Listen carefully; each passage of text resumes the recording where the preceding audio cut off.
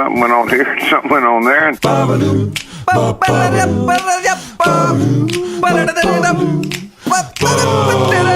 This time on TNT, it's our Christmas Spectacular. We'll talk about the worst gifts ever. And we'll play the game, The Holiday Hum-Off. All coming up right now on TNT. Tidy's calling you Studley. Hi, Jonathan Torrens. Merry Christmas, Jeremy Taggart, to you and everyone you've ever met. Merry Christmas, Happy Holidays. Why, it's our Christmas Spectacular starring Jeremy Taggart. It's a torrential amount of gifts we're going to give each other. Do you like Christmas, bud? Are you a fan of the holiday season? I am a big fan. I was crazy when I was a kid, a fan of Christmas. I guess for the fact that there was a lot of anger in the house. The escape of the holidays was a big deal for me. So, Halloween being one, and Christmas definitely being the other. And do you have any favorite memories as a kid? Well, it's funny. We are products of our environment, as we've talked about before, and the big yearly struggle for my dad to get the Christmas tree in the door and up was like a litany of swearing and trying to throttle the tree. And I remember some of my earliest memories of kind of witnessing that. I've kind of become that guy. I'm a really calm, relaxed person, but for some reason, getting the tree up becomes like a battle royale for me. So I figured out something that I thought was very smart this year. We went to a U-cut tree place in Bob and Sheila's near where we live. Really Beautiful. Nice spot. And I decided to trim the tree and get it in the stand outside. So any muttering under my breath or violently shaking of the tree happened out of the watchful eyes of my kids and beautiful wife. So by the time I brought the tree in, it was all smiles and chuckles and eggnog all around. Really? And you Took actually me did that? a long time to learn that lesson, but that's the way you do it. Wow. But how do you get it? Well, don't you have to let it? Oh, that's right, because you buy it, cut it, so you don't. We cut have it to down, let so it sit. didn't even the branches didn't even have to drop. Wow. Didn't have to sit in the stand overnight. Which Also, stand technology's come a long way, right? Well, I need a new stand, so you need to tell me. Like, is there like a horny stand that I need to get? Well, the trick is a wide base. You want a wide girth. Yeah, the wide base is fine, but what's up with the stupid 3 screws only that go into the middle, and then that never ever works? It's never going to work. So what's the other option? I got a 4-banger. A 4-banger? You got a 4-banger? Yeah. No, really? Yeah, so it's a wide base with 4 screws. And like the triangle screw technology does not work. Well, that's where I've been. I've been living my life in the 3s, man. It's like you're trying to get away with. I gotta get that. You got to get the 4-banger, and you pre-screw them in like most of the way, so that you just have some light screwing to do 4 ways from Sunday. I know that, but because if you go too far with that, you offset it off the top, and it's just never the same again. The other thing is, if you measure the distance from your lowest branch to the bottom of the tree, and it's similar to the depth of your stand, then those bottom branches can help you out, bud, because that's additional support. Really? Yeah. You need a 4-banger. First of all, get off your wallet or ask for a 4-banger for Christmas. I didn't even know there was an option of more than a 3-banger. Yeah. Oh, so you're still rocking the 3-banger. That's your problem right there. Well, it's a big problem. It's I didn't know there was another option. I thought it was more the base itself, but it's got everything to do with those prongs, man. Yeah, just like golf, like a wide stance. Your tree stand has to have a wide stance. Yeah, but you got with three pivot points. Yeah, ain't happening. 4, you're finishing everything up. You're all set. Did you ever hear? It's the worst joke in the world, but it's only made better because it was apparently one of Willie Nelson's favorite golf jokes. Do you know this one? Let me hear it. A woman goes to the doctor, I'm so ashamed, and says, I got stung by a bee on the golf course. Yeah. And the doctor says, where? And she says, between the first and second hole. And he says, well, I can tell right away your stance is too wide. Oh, there you go. Wah. It's got to be a woman, right? Yeah, well, I guess it could be between the kazif and the other stuff. I got stung in the back of my nuts. It's a terrible joke, but for some reason, thinking of Willie Nelson going, I got one for you. Yeah, I know. It kind of makes it okay. Cute. It's somehow, he's like the filter for a joke to make it all right. Yeah.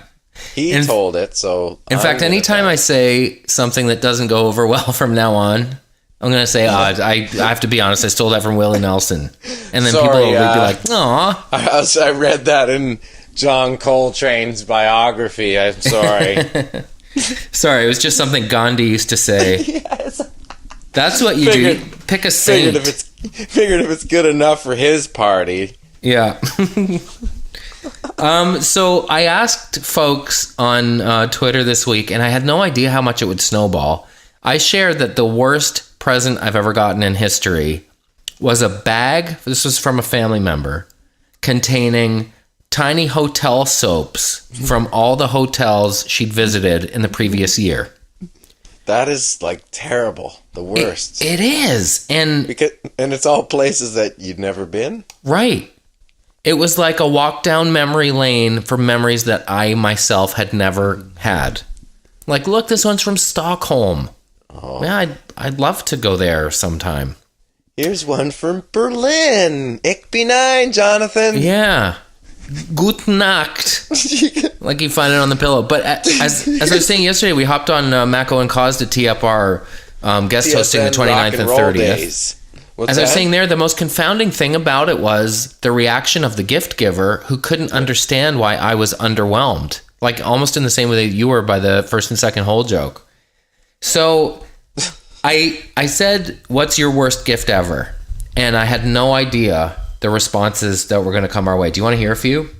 Yes, of course. So this guy got one windshield wiper. That's a terrible gift. That's real greasy. 2-liter pop bottle fashioned into a bird feeder. Like what goes on in your head that you think, you know what Toby would like? How do you just go into a place and get a windshield wiper thinking like, not knowing the model or anything? Just I don't know. Gotta have this. I'm male. I was 7. Grandma gave me a strawberry shortcake doll balloon. Ooh. The interesting thing is there's a real pattern here of grandparents missing the mark. One guy got a $1 Giant Tiger gift card from his grandmother. Yeah, that is full bore grease. Another guy got, might have been a gal, a loaf of bread and 2 rolls shellacked and turned into a candle holder. Ridiculous. People who lived in Alberta got LCBO gift certificates. Like that's no good to you. My crazy Aunt Mary gave my brother earrings and a Backstreet Boys magnet. He was 23, not gay, and no piercings. It's funny because they seem spiteful almost, don't they?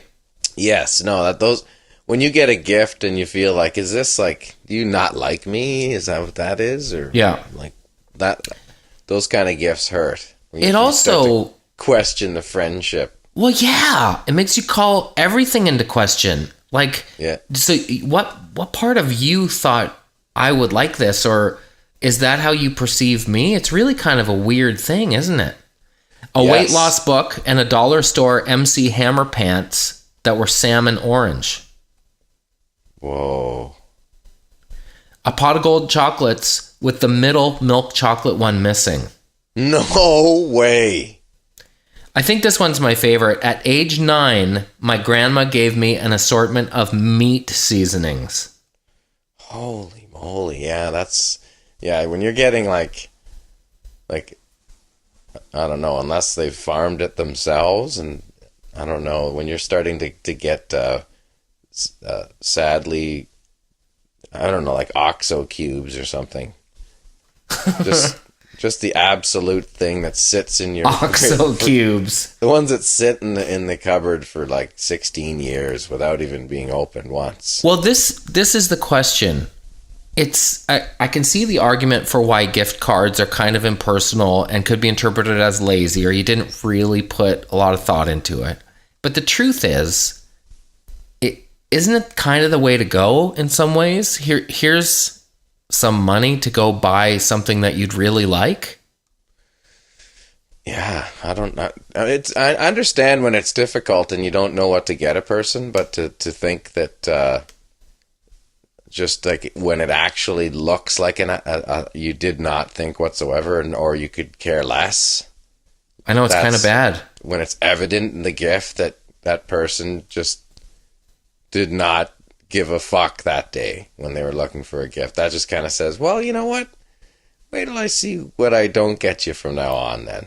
Yeah, but like this guy, Andy Thomas, got a gravy boat.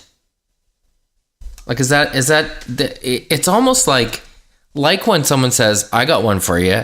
When someone gives you a gift and they're really excited about it and they're watching you open it really expectantly. And then nothing. I'm not a good enough actor to pull it off. No, I know. I see. I've been either I can. I don't know if I care about getting gifts enough to be elated. You know what I mean? Sometimes if it's something special in the family, but generally it's just kind of like more of the happening than the opening of the gift part. But I think I'd be more offended when I'm like, what's going on here? Like if you got something where it's like a gag gift, but not what at all. Like I've gotten gag gifts where it's apparent that, you know, you're trying to get me something terrible, like my face on a shirt. Right. You know, like, or something ridiculous like that. I've given gag gifts and gotten a bad reaction. Oh man, so have I. I remember I got a loved one a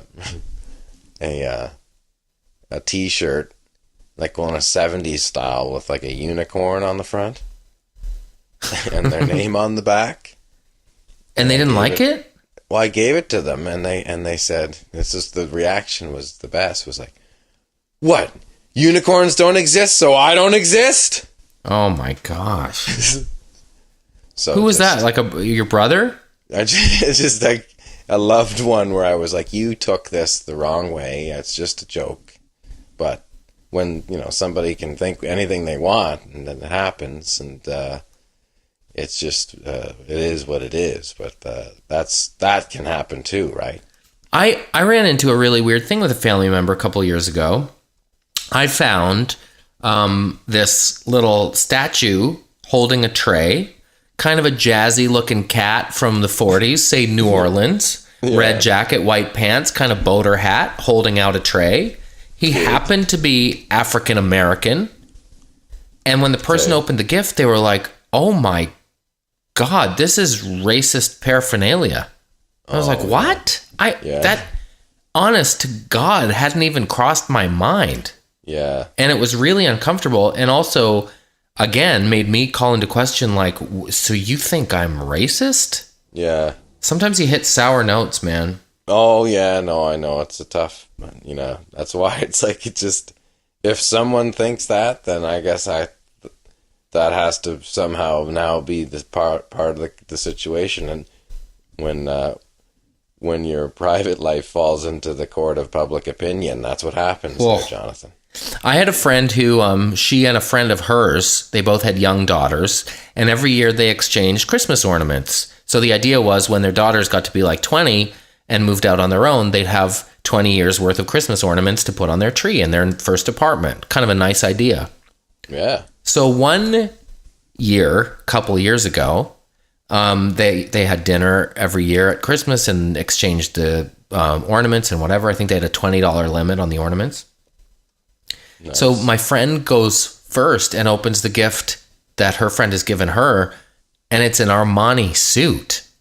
Whoa. Like just out of nowhere. Get out of here. And then she's like, what do I do? Do I still hand over my shopper's bag and say, well, here, I got you this? She calls it the gift gap because you do kind of have to have terms established with people. Like where do you draw the line? Do you have a price limit? How do you do all that stuff? Because my wife and I, she just counted. I think it's 30 people she buys for. That's bananas. Yeah, that is crazy. That's a lot of stuff. What's on your list, bud? We are, me and Lisa and I, proper, are going out today to get at it. And the list is long, but it's that thing where I'm concerned because we're going to a place and you go in there, say it's a mall or a store that you like, and you're like, oh, I'm going to get something for my dad. And then you just don't really see anything. Nothing really, like a jacket, a pair of shoes, a book, an album. It's all starts to become gray, and you're like, oh, and you end up walking around, and it's so full of people, you start losing your mind. Yeah. And that's what's going to happen to me in about 3 or 4 hours. And then Christmas Eve at 6 o'clock, you'll be thinking, I should have gotten that jacket. Yeah. Then I would not be in this predicament right now. I got to go get him a nice Gant, eh? Get him a nice Gant jacket for the winter, huh? Just take something from the closet. Another guy for the worst gift ever said, my father gave me a t-shirt that I had already owned. Not only that, but I was wearing it when I opened his gift. I think, do you ever visualize somebody to get through a situation as if you were an actor? Like, I will be visualizing Charles Bronson in the Upper Canada Mall today.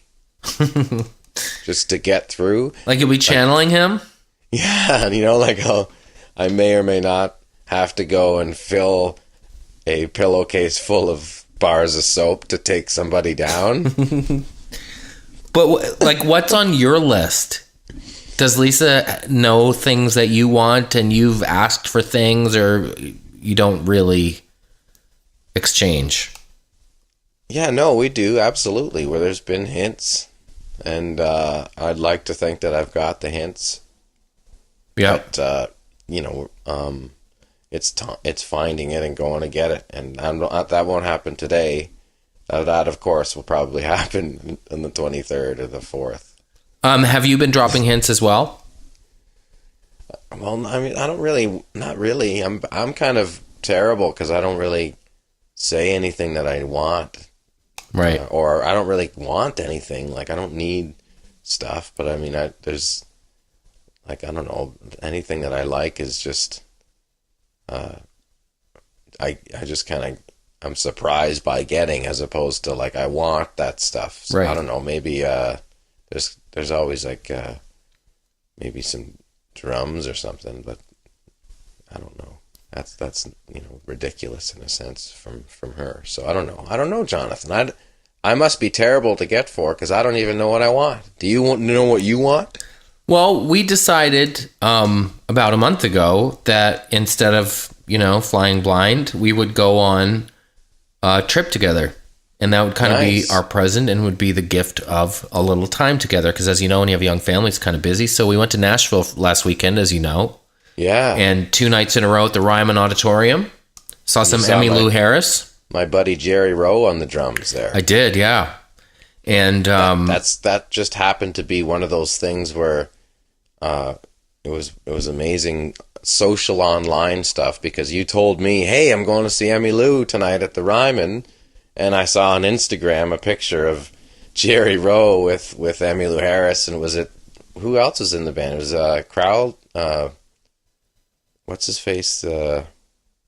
Who was that? Who else is? Do you know who else was in the band? Was it just Emmylou Harris and her band? Yeah, I mean, she did a tune with her band, and then she did a version of Noel a cappella with amazing. 2 of the other ladies on the bill. So I'd say they played one tune, but the thing that I really dig about the Ryman, which is where the Grand Ole Opry started, as folks may know, is that it's kind of it's like a buffet of music.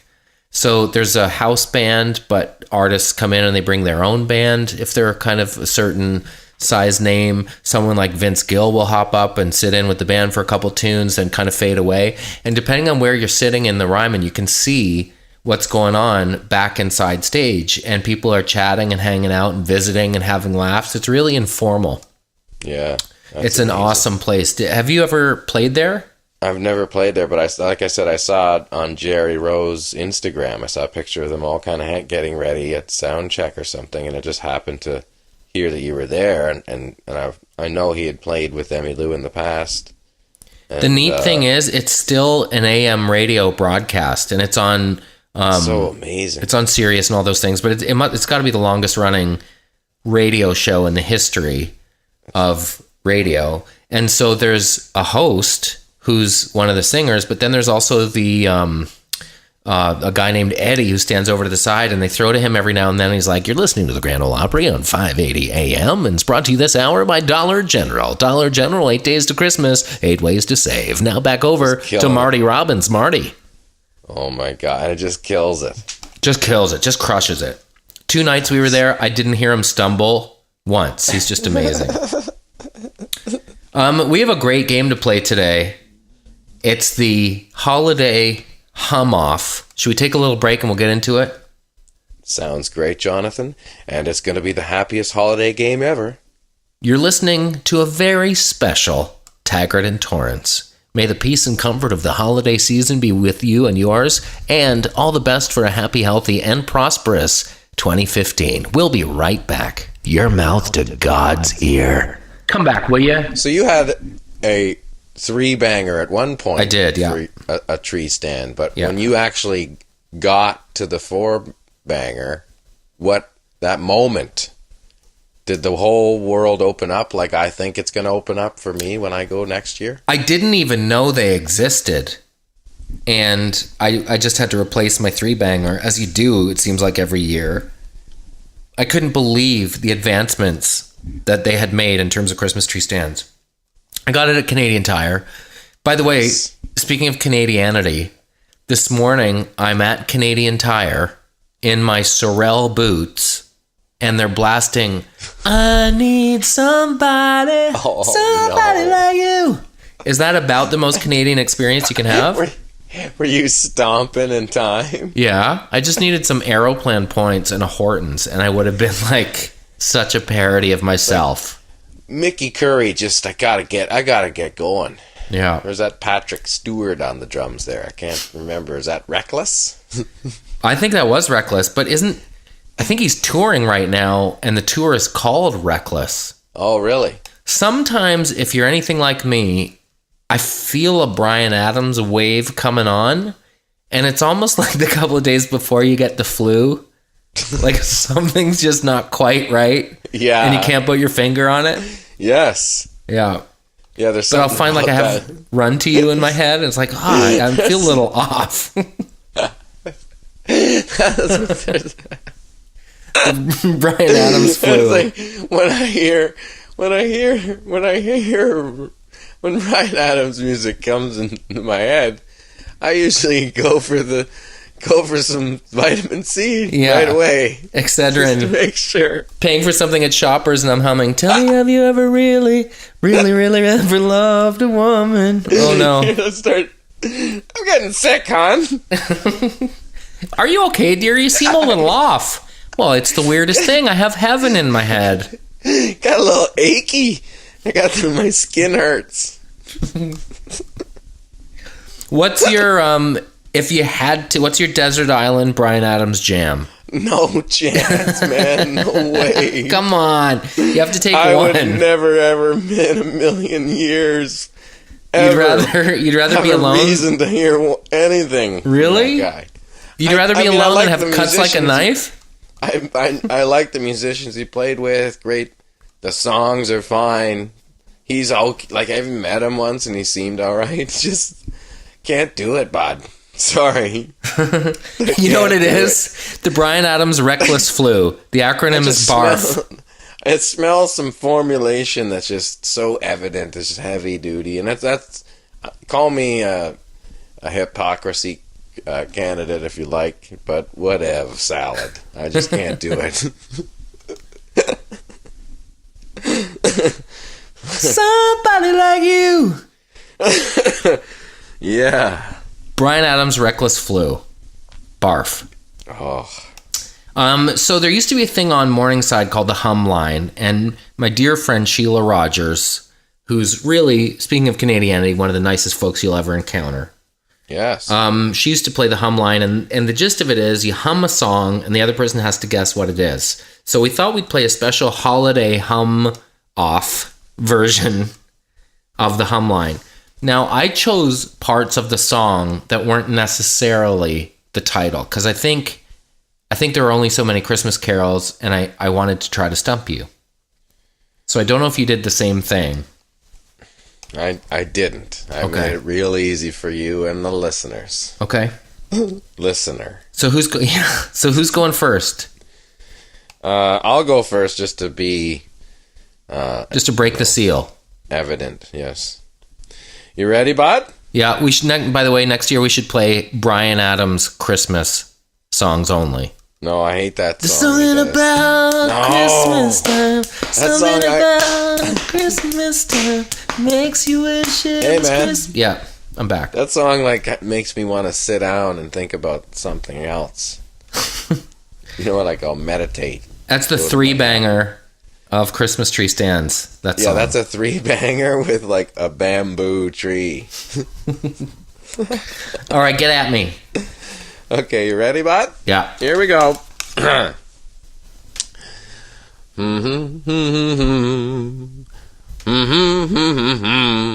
We wish you a Merry Christmas. I would have taken that. I would also take Feliz Navidad. Oh, that's a good one. Yeah. So, of course. Yeah. And, of course. just picture yourself with a cocktail, because we're kind of, this humming version is more like walking down the hall in an apartment building by yourself. It's hard to hum. I know, but you have to picture yourself in an elevator with glasses, with some kind of pornography in a magazine. There's a creep element that needs to happen with the hum game. There's something, I mean, my brother hums while he eats. Oh, no! No, he doesn't. Sure he does. That's Are you ready? Problem. Here comes my first holiday hum-off entry. Okay, part of the game is you have to say this is a guy doing something and then the hum. Oh, okay. Okay. This guy... Where is he humming? This guy or is woman. Scraping off his windshield. It's not the hard ice. It's the, it scrapes right off, so it's not too vigorous. Okay, good. You ready?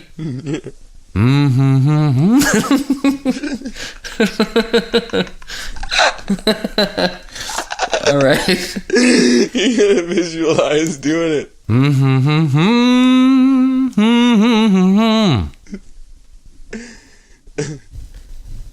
Should I keep going? Yeah. Is it White Christmas?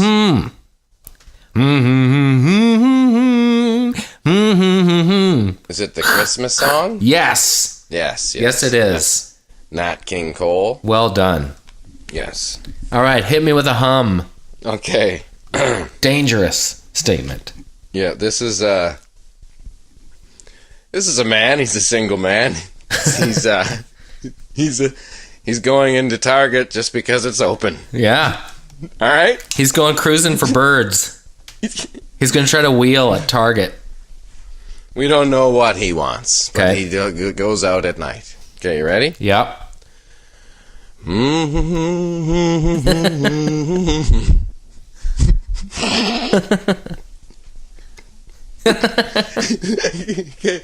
Hang on, man. You're cracking me up. Okay.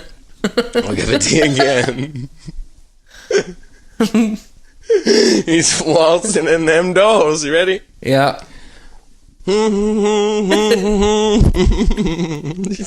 Jingle bells. Nice. I pictured the electric doors opening for him. It's Jingle Bell Rock, but you wouldn't let me get to the Jingle Bell Rock. Oh, no. Man. Oh, sorry. He's swinging. I'll hit He's it again. swinging, bud. You gotta let me finish it without laughing. All right.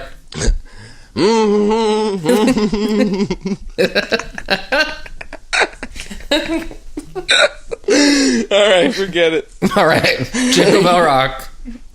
Yeah. Okay, this Yours guy. now. This guy is an accountant.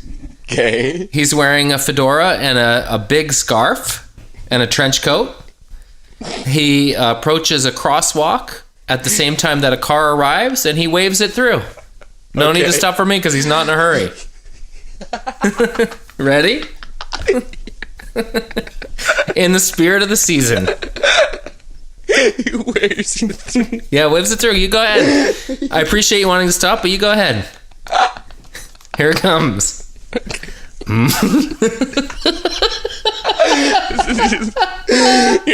not gonna get it out, man. Why is humming so hard? He waves you through. All right, here it comes. There's no way. Oh, you go ahead, bud. Okay. What? He waves them through. You go ahead, bud. It's good.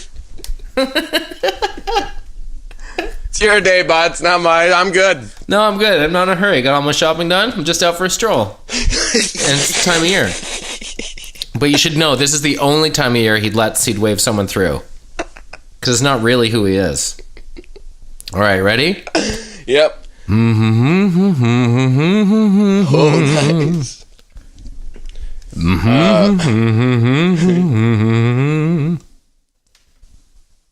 It's beginning to look a lot like Christmas. Did I not say it right? Well, yeah, I guess. I would have called it Winter Wonderland. It's Isn't beginning that- to look a lot like Christmas. Yeah, that's what it is, for sure. Yes. Good for you, bud. Thanks, Waved bud. him through. Oh, it's all yours. Oh, man. Hang on. The scenario's hard. Yeah, I know. The scenario's the hard part. Okay. You ready? Yep.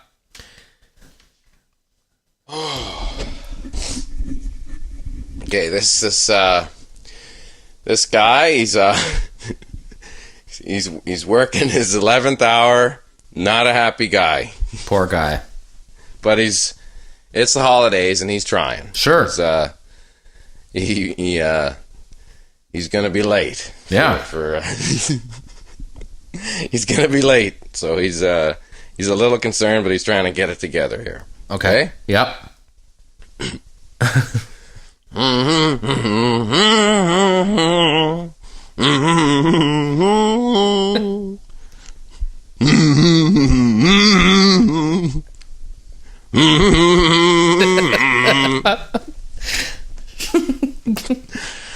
You got it? Yeah, but I'm just seeing how far you'll go. I can't do anymore. Keep going. Oh, Louis Armstrong. Rudolph working the too Red-Nosed long. Reindeer. He's trying to keep it together for the 11th hour. Rudolph the Red-Nosed Reindeer. That's great. Nice one. Good All right, job. here's my scenario. Trent, can you give me a hand with this bird?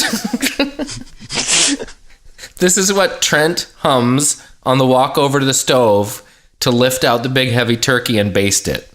Oh, nice. Because Nancy can't, she can't handle it. Okay. So here comes Trent sailing across the kitchen floor. Why don't you tee it up by giving me Trent, can you give me a hand with this bird? Okay. Trent, can you give me a hand with this bird? Sure thing, Nancy.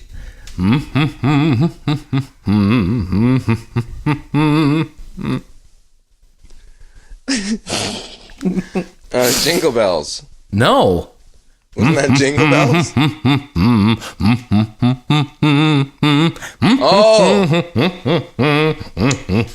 Oh, you merry gentlemen. Isn't that what it's called?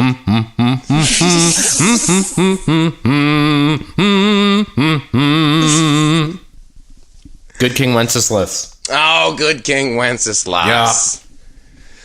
He's really helpful, eh? I'm That learning. guy. Oh yeah, he's really into it. Sure, Sounds I'll like be happy to help. he's got it all set. He's already cutting it. Sounds like he's by the end of that. I'm learning two things. One, it's What? really hard to hum in key.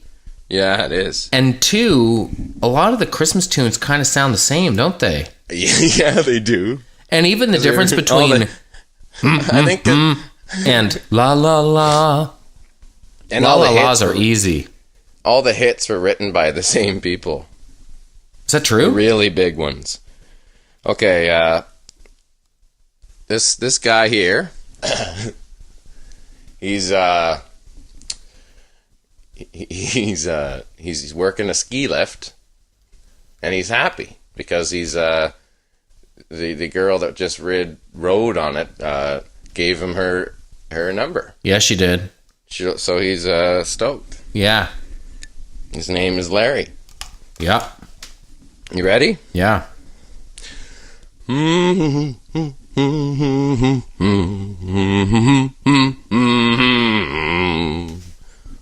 Have a holly jolly Christmas. Yeah! He is having a holly jolly Christmas. Larry is. Except he called her right away. Ah. And he blew himself up.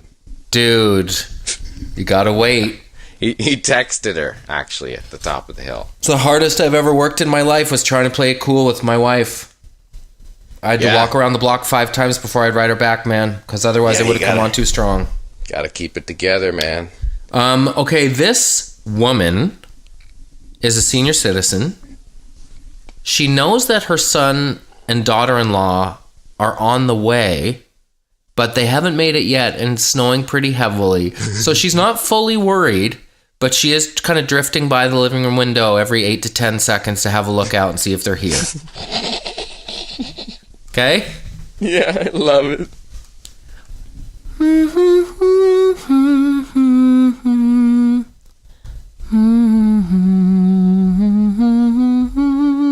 Noel. Joya Noel. First Noel, nice. That's it. Don't you feel sorry for her? Yeah, I'm feeling like they may or may not have been kept back from a snowdrift. They're 5 minutes away in a drift. No, they're not. You know where they are? Oh no, where They're are at a they? Starbucks because the daughter-in-law is like, please, why are you rushing to get there? We're going to be there for the next day anyway. Can we just stop and have a coffee? Nice. So they're gonna be there a half hour late. They're not in the snowbank. Sorry for the dire consequences. They were gonna be all right. I was just late. Okay. All right, hit me.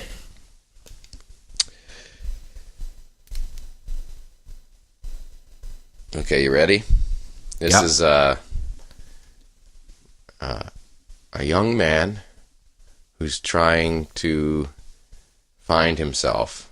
Oh, okay. He's alone in his room by himself, but he's jamming. Got it? Yep. Okay, hang on. Like teenager? Yeah, Yeah, okay. he's jamming.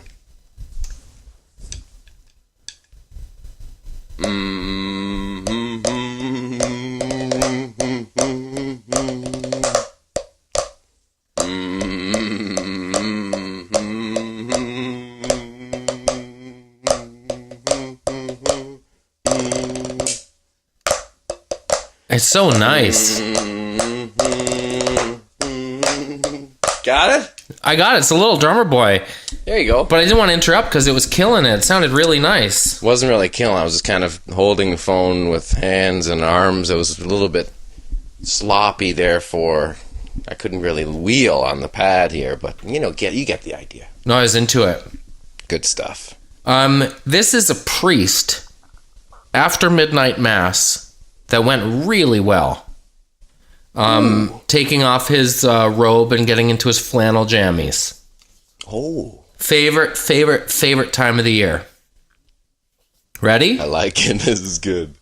Flannel jammies.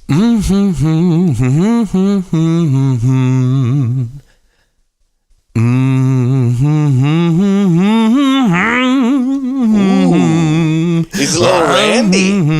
I saw Mommy kissing Santa Claus. Yeah, bud. Really? Yeah. Oh. A little bit fired up. I like the holiday hum off. I like the holiday home. I've got no more, but that was fun. Whoa!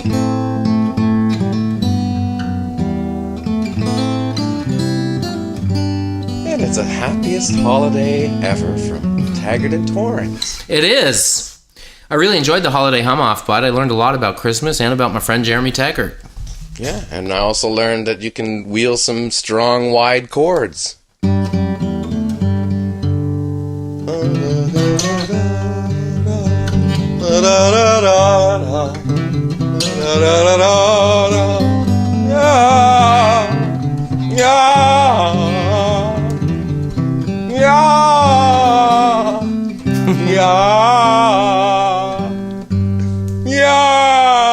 Taggart and Torrens will continue in a moment. And we're back at the Christmas tree, and we're also here at the holidays, a gathering of all sorts. Licorice, all sorts. Rock candy Everybody. and chicken bones. And everybody. Back when you were on the liquor, did you ever pound a chicken bone? It's Fireball whiskey and chocolate milk. What? That's a festive drink right there, isn't it? Fireball whiskey, I know. And chocolate milk. It's called a chicken bone. Whoa, that sounds greasy. When you were a young Taggart, were you allowed to open one present on Christmas Eve, or were you guys run downstairs at 5 a.m. and rip everything to shreds? Yeah, we'd open one early, but we also we would do like the Christmas Eve opening, one late at night kind of deal, and then, but we'd also like poke holes or undo the corner or sneak and look in the closets to Shake find it. stuff. We knew every single thing we were getting every year. There was no surprises ever. Really? Never once. Because you just I don't turned the know house why. upside down. Yeah, we would like know obviously when my mom got the stuff like shopped.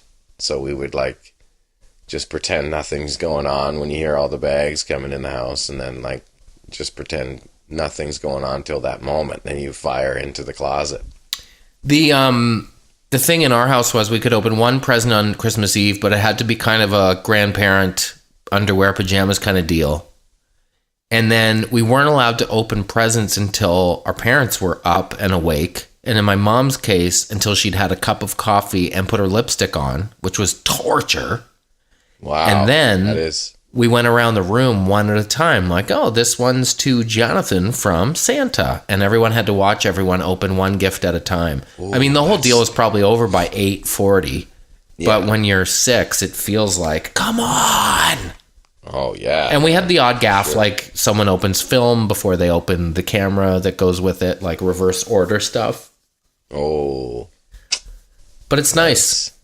It's nice. We always That's had the good. Nutcracker playing. We always had spiced donuts. Like I'm pretty sentimental cat. And Spice donuts, man, you're full. That's firing on full cylinders right there. that's full on. What did you guys eat? Jeez. Oh, I don't know. There was no tradition of eating other than turkey. You know, Really? for Your mom my doesn't make grandma's. fudge balls or anything like that?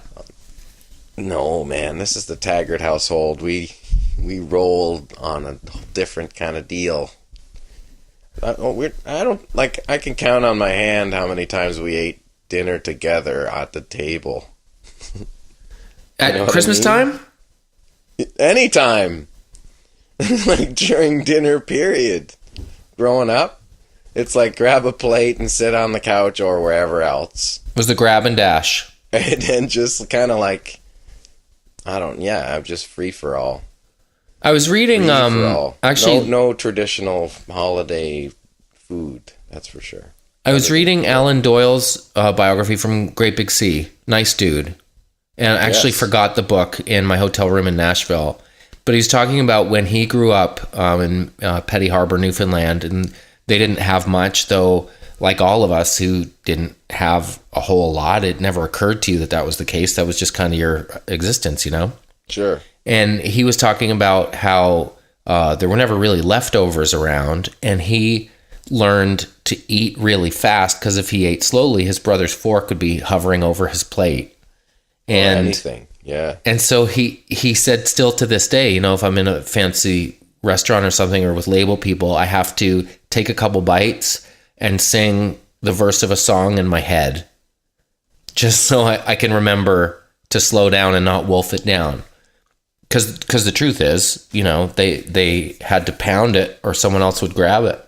Yeah, no, for sure. I understand that idea. Even like if, mom comes home with groceries and it's there, it's like, get whatever possible thing is there because it's gone by tonight, all the good stuff. Exactly. It's going to be gone.